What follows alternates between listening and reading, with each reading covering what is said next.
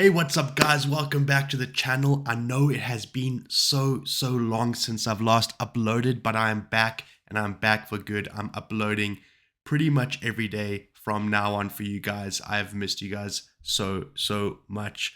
So yeah, just getting straight back into it. I came across this video, 13 etiquette rules in the US that surprise tourists or surprise foreigners. And I guess as a foreigner myself, I can speak directly to this, and whilst reacting to this video, I can tell you whether these etiquette rules that you guys have, if they truly do surprise me. So with all that being said, let's get right into it. I'm actually excited for this. This should be pretty fun to see, how different cultures, mesh or clash, should we say. 1, 2, 3, let's go. Teach us to be polite, but what you learned as a kid doesn't always apply when you're in another part of the world. So, if you're heading to the US anytime soon, I've got some tips for you on what we Americans consider the rules of etiquette. And this will be very helpful for me specifically because if you guys watch some of my previous videos, you would know that I do plan on doing a major trip to the US sometime soon. I did plan for this year, so let's hope, all things considered, if it does happen, some of these rules might be useful for me to have. Let's see. And some stuff that's totally okay in the US that other countries might consider rude. Let's start off with my favorite, food etiquette. Okay, food etiquette. Number 1. Feel free to ask for some condiments. If you're eating out and your food is tasting a little bland, it's completely fine to ask for salt, pepper, or sauces to add a little zing to your meal. I know some places in Europe see it as an insult to the chef if you start adding a little spice of your own. But don't worry about that in the US. Nobody's going to be offended or give you weird looks if you ask the waiter for a bottle of ketchup. So, just interested by this. Generally, if we order a meal, there would be salt and pepper and some sort of basic sauces or something sort of come with the meal that is just present on the table. Is that the case in the US, or do you simply eat the meal as it's designed, and if you want something extra, you have to ask for it? Very interested to know. Let me know in the comments below. And if you're at someone's house visiting, they won't see it as a jab to their culinary skills either. Some just like it spicier than others. Okay. Number 2. Nothing crazy so far. Okay, well, maybe not always, but it's a rare occurrence if you don't tip your waiter, hairdresser, cab driver, and so on, and only if the service was really awful. But even then, a lot of Americans feel guilty about not leaving any tip. The rule is 15 to 20% of the bill. So get ready to do some mental math each time you eat out. I feel like this is pretty standard. Also in South Africa, we have a strong tipping culture. We tip after everything. So this one at least wouldn't surprise me too much. So I'm still on board. I've heard that tipping isn't a thing in some countries, especially in East Asia, where restaurant staff always provide good service no matter what. But in the US, it's simply a sign of gratitude that your waiter did a good job, even though they're probably tired, their feet hurt, and they've got a bunch of other tables to tend to. Yep. Number 3. Clean up after yourself at fast food restaurants. Of course, if you're going to the States, I imagine a lot of your eating out will be done in fast food joints. You'll see a lot more of those than your traditional sit and be served by a waiter types of places. But anyways, if you're finished eating and your tray is now full of wrappers, used napkins, and empty boxes, take it to the trash can and dispose of the garbage yourself. Okay, so at this point, all 3 rules just seem to be common courtesy. If you do eat at any place and you've got a bunch of, garbage in front of you, the polite thing to do would be to dispose of it. So at this point, I don't think any of these truly surprise me. I think everyone in the world with, some self-respect would clean up after themselves. So far, I'm all good. Most fast food places don't have a separate cleaning staff for that. It's pretty much always the cashier that needs to find time between ringing people up to go clean up the dining area. So we try to help them out a bit and clean up after ourselves. Yep. Number 4. All on board so Open far. gifts immediately in front of the giver. Now, I was pretty surprised when I found out that opening a gift as soon as you get it is considered bad manners in certain parts of the world. I guess some cultures see it as kinda greedy when you start tearing into a present right away. In the US, it's pretty much the opposite. Open it as soon as you get it, right in front of the giver. That way, they can see your reaction and you can thank them right there on the spot. There are also no rules about using both hands or a certain hand when giving or receiving a gift. Just grab it and open it already. Okay, so interesting. So apparently in some cultures it's rude to open the gift on the spot, and in others it's considered courteous to open it on the spot. Personally, when I've put thought into a gift and I'm excited to give it to someone, I love seeing their reaction when they open whatever present I've given to them. So I personally love it when someone opens a gift directly in front of me. But of course, I can understand, I guess certain cultures, they take it and they wait and they open it at home for sure. But I prefer the person I'm giving it to opening it in front of me so I can see their reaction to what I gave them. So I'm still on board. I'm still on board. Number 5. Be ready for small talk. Okay. How about that game last night? Whew! When's this weather gonna let up already? Yes, Americans love small talk, so don't be surprised if a stranger just starts chatting with you while you're waiting in line or sharing an elevator. It could be sports, the weather, traffic, anything just to have a short, light conversation. Nice. I can't really say why we like talking to people we don't even know, but I mean, if you're sharing a space with someone, are you just going to totally ignore their presence? That'd be awkward. Oh yeah, and you'll get asked how you're doing a lot, even by strangers. It's usually waiters and cashiers that'll greet you with a, "Hi, how are you today?" Just answer with "Fine, and you?" even if you're not exactly having a fantastic day. Number 6. Expect a lot of smiles. So as far as the small talk thing, again, I'd way rather have a little bit of small talk, have a bit of conversation rather than simple silence in each other's company. So I like the fact that Americans like to talk, like to socialize. It's so much better than certain parts. I know certain parts of Europe where it's very matter of fact. People keep themselves not as friendly. So you know what? I like it. I like it. First of all, let me bust the myth that Americans constantly walk around smiling ear to ear. Nobody does that, because that'd be weird. But again, if you're sharing a space and making small talk with a stranger, or maybe someone opens or holds the door for you, they'll smile at you, and it's polite if you do the same. Cashiers and waiters also greet you with a big friendly smile. I read somewhere that this goes back to our early history as a country built by people who all spoke different languages. They didn't understand each other all that well, so they just smiled. But I still think we just like to be open and kind. Hey folks, a smile is a universal language, right? So it doesn't matter what language you speak, we all understand a smile. So yeah, it's a good trait to have. Number 7. Respect the bubble. Now, here's a pretty funny thing about Americans. We're friendly, we love to chat, but we also really like our personal bubble. The unspoken rule is to stand about an arm's length away when you're talking with someone. We're also not too big on touching during conversation, because this can be misconstrued as a way of flirting. Of course, the rule doesn't apply with close friends and family, but still, even then, most Americans aren't too touchy-feely.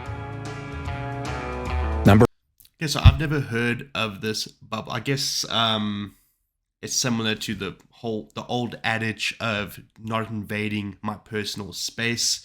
So I guess it makes sense, an arm's distance.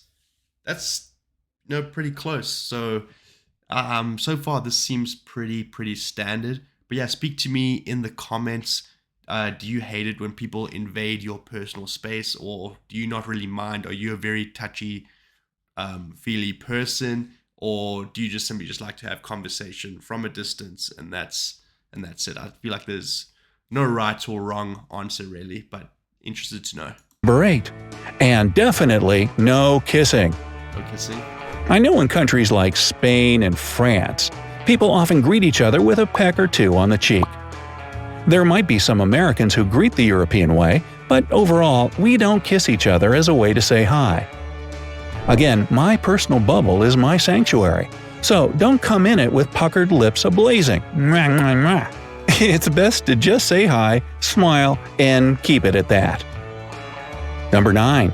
Being loud. It's interesting. In South Africa, there's obviously different provinces, the same way you folks have different states.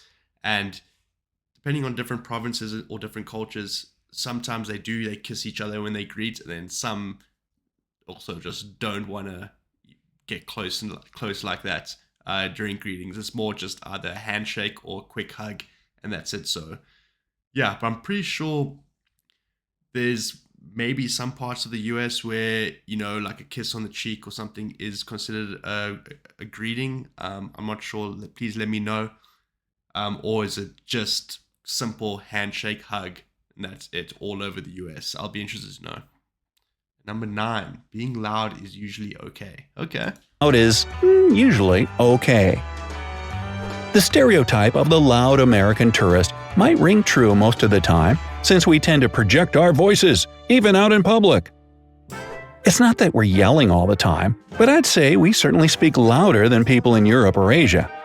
I've gotten some friendly reminder to take it down a few decibels when visiting my friends abroad. But hey, if you're ever in the States, feel free to laugh out loud or get particularly animated while telling a joke. But of course, there's a time and place for that. You still have to hush down in places like libraries. Shh. Number 10. Indirectness is politeness. So here's the thing about Americans. A direct, no, I don't want, or like that, is seen as pretty rude. But if an American gives you a polite, no thanks, I'd rather not, or I don't think that's the best idea, that doesn't mean that they're on the fence about it. No means no, even if it's said indirectly and super politely. It's frowned upon to try and convince someone to do something or change their mind because it's seen as pushy and disrespectful to their wishes. Number 11. So far, all these rules just seem like basic, common courtesy rules to live by. Man, like I feel like I would follow all of these 10 rules without being told to. So at this point in time, I feel like I'm pretty aligned with American etiquette rules, if these are specific to America. But I feel like these are somewhat broad and they can apply to many countries. 11. Sit in the back seat of a cab.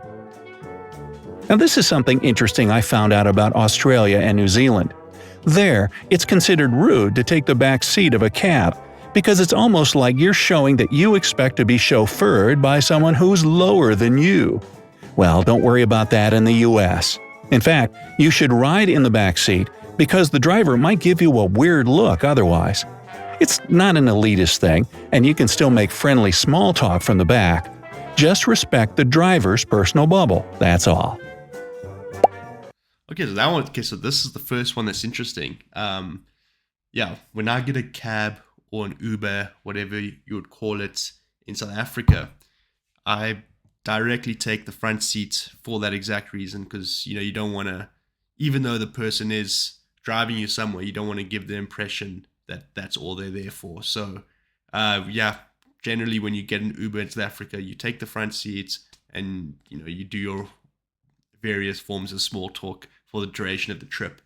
However, based on what this gentleman says, he says in the US, you directly take the back seat. So let me know in the comments, is that true for you as well? Do you just take the back seat when you order a cab, or do you sit in the front? I'd be interested to know, because this is the first one so far that I would say I differ from. Number 12. Feel free to keep your shoes on inside. I had a friend from Russia recently ask me, why is it that in all American movies, people are walking around their house with their shoes on? And I just told him straight up, because that's what we do. Now, there are plenty of families here that don't have a no shoes indoors policy, although I'd say the majority don't. So here's a good rule of etiquette to live by if you ever visit an American's home. When you walk in, ask if you should take your shoes off at the door. If they say, "Nah, you're okay," don't feel bad about walking around their house in your shoes. I know it seems bizarre to most people around the world, but it's a-okay here. 13. I feel like that's going to be like one where a lot of people differ. I can imagine a lot of people don't want shoes on inside. I mean, I grew up taking my shoes off coming through the front door in most households. So, yeah, I'll be interested also to know about that one. Do you guys typically take your shoes off wherever you are in the US? Is it a state-specific thing, or just all around the US? Is it do people not care about taking their shoes off? Because I can imagine in certain parts where it snows that your shoes get a bunch of nonsense, bunch of muck, and it's probably not great to walk it through the house. So I'm sure during certain parts of the year and certain parts of the country, you would take your shoes off. But yeah, let me know in the comments. It's okay to keep it casual. Overall, I'd say the biggest thing about Americans is that most of us are pretty casual and laid back. If you're ever out and about in the US, you'll see a lot of people running errands in sweatpants, gym shorts, baseball caps, and even their PJs. But it's not just about clothes either. We often keep it on a first-name basis, even with people that are generally referred to more formally in other countries. For example, most of the time your boss is just Jim or Janet, not Mr. or Mrs. Jones. You might start off more formally, but I guarantee you that that person will say right off the bat, "Hey, call me Jim." Now, what would be weird is if their name isn't Jim. Maybe it's Howard or Benny. Then what you say is, "Hey, call me a cab." So, are any of these Americanisms different or the same in your country? Awesome. Yeah, I felt like I aligned with most of these. At least I understood all of them. I think the only etiquettes where I differ from was the cab thing, possibly the shoe thing. I think the personal space thing probably not as strict with me. If you come into my personal space, I'm not gonna. I don't really care too much. And yeah, I think that was about it. Everything else I feel like just perfectly aligns with me. So maybe that just means I'll be a good fit in the US, right? Maybe when I visit the US, I won't have to change too much about myself. I won't have to overthink too much, which is a good thing. I'm still looking really, really forward to that trip. But yeah, folks, it was really nice sitting down, watching a video with you all again. I know it's been quite a long time, but you know what? I'm going to be smashing out these videos on a daily basis. So yeah, I look forward to you all seeing them. But yeah, until next time, I hope you have the absolute best day possible. I'll see you when I see you. Cheers.